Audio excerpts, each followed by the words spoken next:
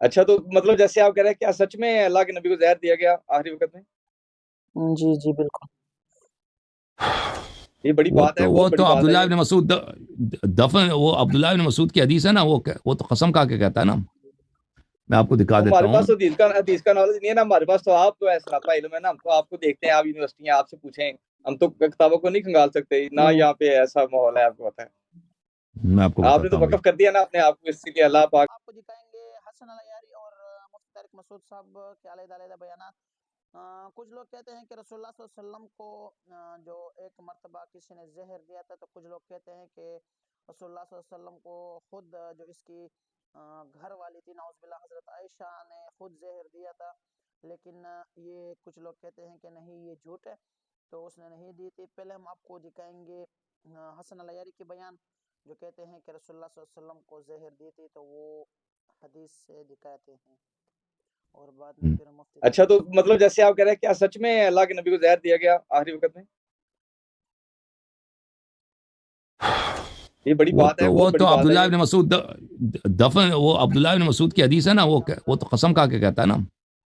میں آپ کو دکھا دیتا ہمارے ہوں. پاس تو حدیث کا نالج نہیں ہے نا ہمارے پاس، تو آپ تو ایسا سراپا علم ہے نا، ہم تو آپ کو دیکھتے ہیں، آپ یونیورسٹی ہیں، آپ سے پوچھیں، ہم تو کتابوں کو نہیں کھنگال سکتے نہ، یہاں پہ ایسا ماحول ہے، آپ کو پتہ ہے، میں آپ کو آپ نے بتاتا تو ہوں بھائی. وقف کر دیا نا اپنے آپ کو، اس کے لیے اللہ پاک آپ کو اس میں آگے بھی لے کے جائے، نہیں، میں لیکن نے یہ وقف نہیں بہت کیا بڑی بھائی. بات ہے ایسا کہنا کہ اللہ میں کچھ کو عرصے زہر دیا کروں گا گیا۔ بھائی. میں وقف نہیں کیا بھائی. میں ہمیشہ ادھر آپ کے جماعت و مریہ کی باتوں کا جواب دوں گا.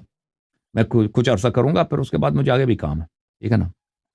اچھا، یہ کتاب ہے المسند لأحمد بن حنبل، چاپ مؤسسۃ الرسالہ، جزء سادس.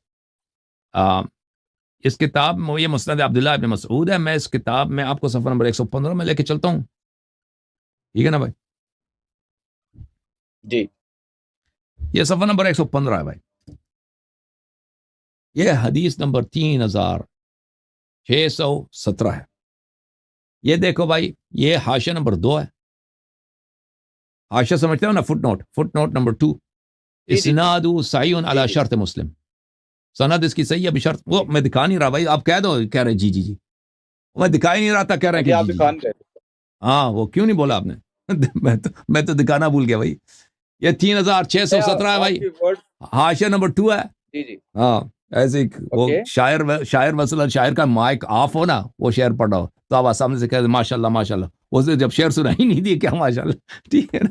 نہیں میں نے کہا شاید نیٹ ورک سلو ہے، شاید اس لیے اسکرین نہیں ہاں آ رہی۔ چل، حاشیہ نمبر 2 ہے بھائی. حاشیہ نمبر 2 فرمایا یس سر، اسناد صحیح علی شرط مسلم. تو یہ اوکے، حدیث صحیح ہے. اچھا، حدیث کس سے مروی ہے؟ عبداللہ ابن مسعود رضی اللہ تعالیٰ عنہ سے. عبداللہ نے کہا لأن احلف باللہ تسعا ان رسول اللہ صلی اللہ علیہ وسلم قتل قتلا احب الی من ان احلف واحدا.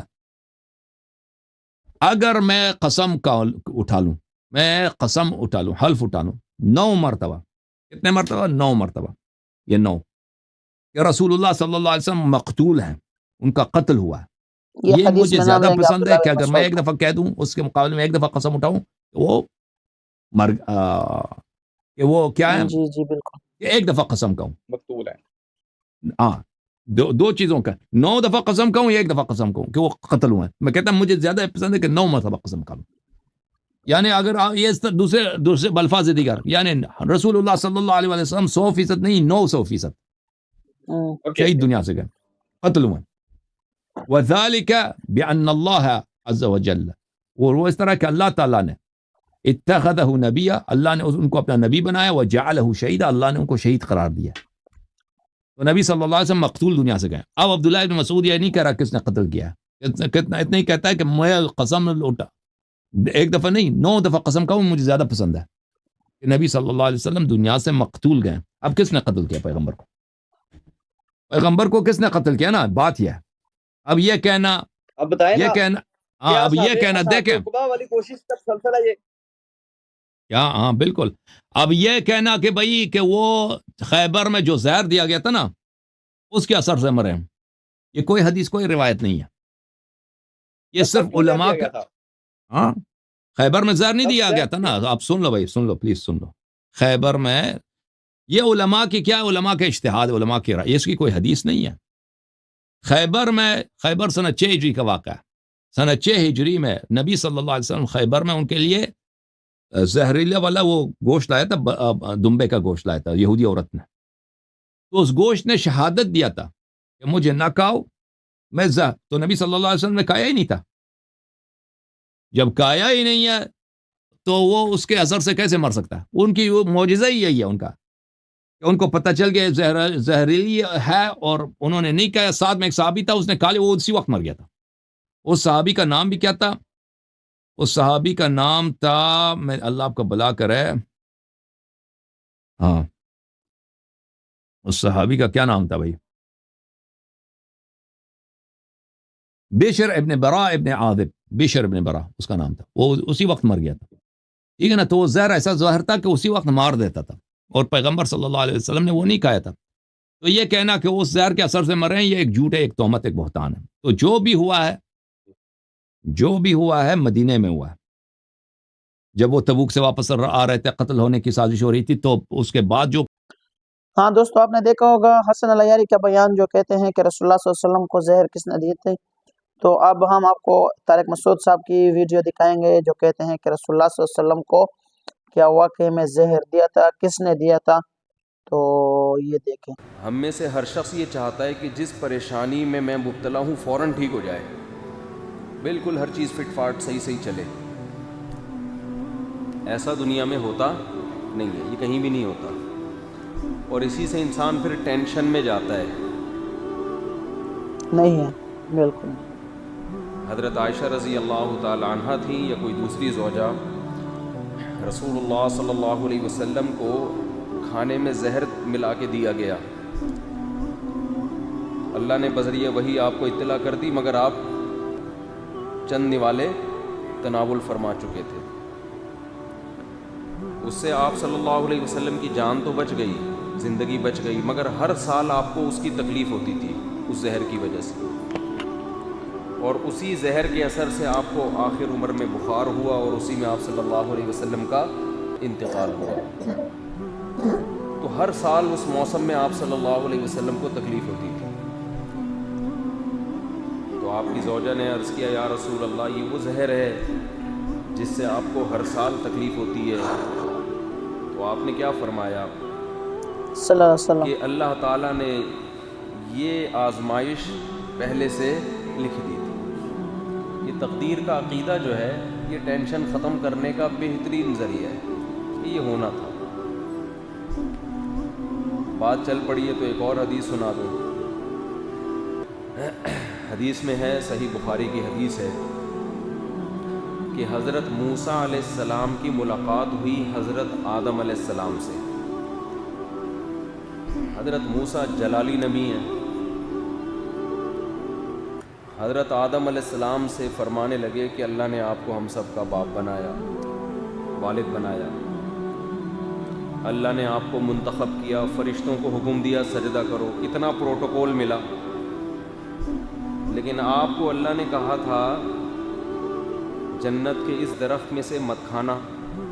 آپ نے کھا کے ہم سب کا نقصان کر دیا، جنت سے ہم سب کو نکلوا دیا. حضرت موسیٰ علیہ السلام تھے جلال میں، کیا کیا ہے؟ مطلب اب یہ میرا اپنا انداز ہے نا، مطلب یہی تھا کہ کیا کیا.